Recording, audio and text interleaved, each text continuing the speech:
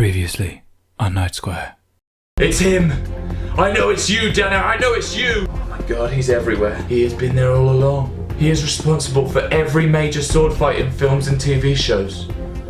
All the ridiculous spins, the over-telegraphs, they're all because of him, guys. They're all because of him. No.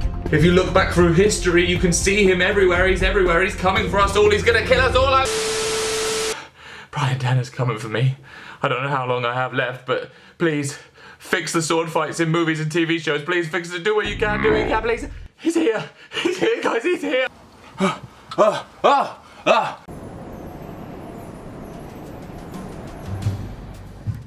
just want to take this opportunity to tell you that all those things I said about Brian Dana last week, it was all just a joke. Just a silly little joke.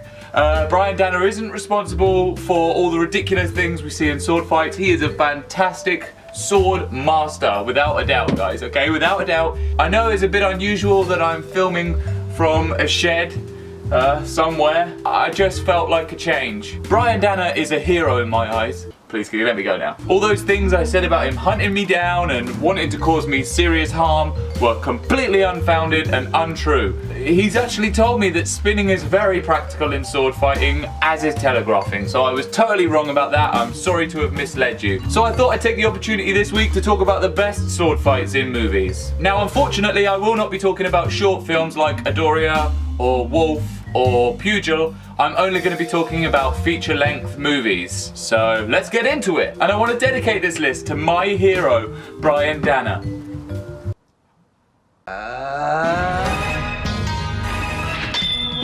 In at number 5 is the sword fight from Rob Roy.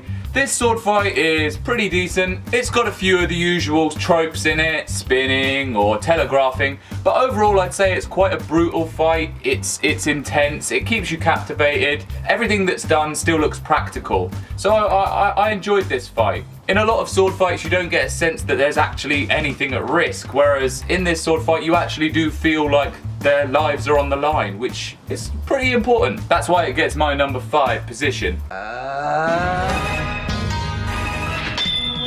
In at number 4 is the sword fight from Macbeth. Now this sword fight is over really quickly and you can't actually see much because of the weird style of cinematography that they've chosen. It's kind of shot with all this fog everywhere and it's colourful and it's visually impressive, but difficult to see the fight. However, you do get a sense of the brutality of it all. It's over quite quickly. It evolves into wrestling, pulling out any weapons they have available at the time. It's intense, which I really liked about it. Plus, as you know, I am a man of the arts, so of course I enjoy Shakespeare.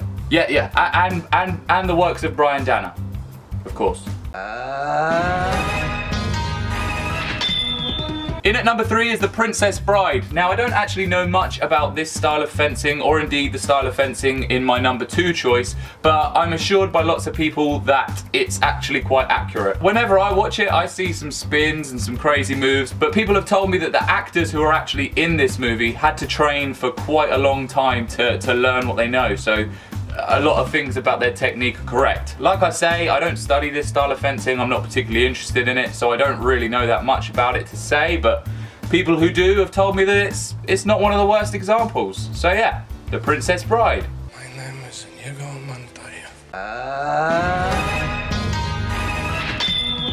In at number 2 is The Duelist. Again, I don't know much about this style of fencing, but this is one that people always credit as being great. You feel the weight of the situation, which I guess is kind of difficult to put across when you're doing spinny, lightsabery shit. In at number 1 is Yojimbo, or pretty much any samurai film by Akira Kurosawa. Is that how you pronounce it? You guys know how bad my pronunciation is. If I'm wrong, I'm sorry. And the reason Akira Kurosawa is my favourite sword fighting director is because his sword fights are short, they are intense, and you can feel the humanity. Nothing you see in them is beyond the realms of what you could just do. These people don't do anything overly fancy, overly choreographed. It's all pretty basic and looks like how someone would react when they're in an actual life or death situation. Thinking less with their head and just reacting on impulse. They are always short and they are always brutal, sometimes with a little bit too much blood if you ask me. Really, there's no intensity in a drawn out situation. The danger is removed if a fight goes on for 20 minutes because neither one has managed to cause any harm to the other in that time. Whereas these fights are over in seconds and show what a badass Yojimbo really is. They're always extremely basic and don't have anything overly fancy, but I don't think in a real life or death situation you would go for the fancier stuff. You would probably opt for what's gonna keep you safest and just lash out at the other person, which is what these fights look like. So that's it, guys. That's my list of the top 5 sort of most realistic, practical swordsmanship in your average feature-length movie. If you disagree with any of my choices, go fuck yourself. I'm joking. If you disagree with any of my choices, let me know in the comments section. Let me know if you've seen something that's more realistic or more practical that isn't in a short film. And my decisions were in no way influenced by Brian Danner, who is currently holding me captive.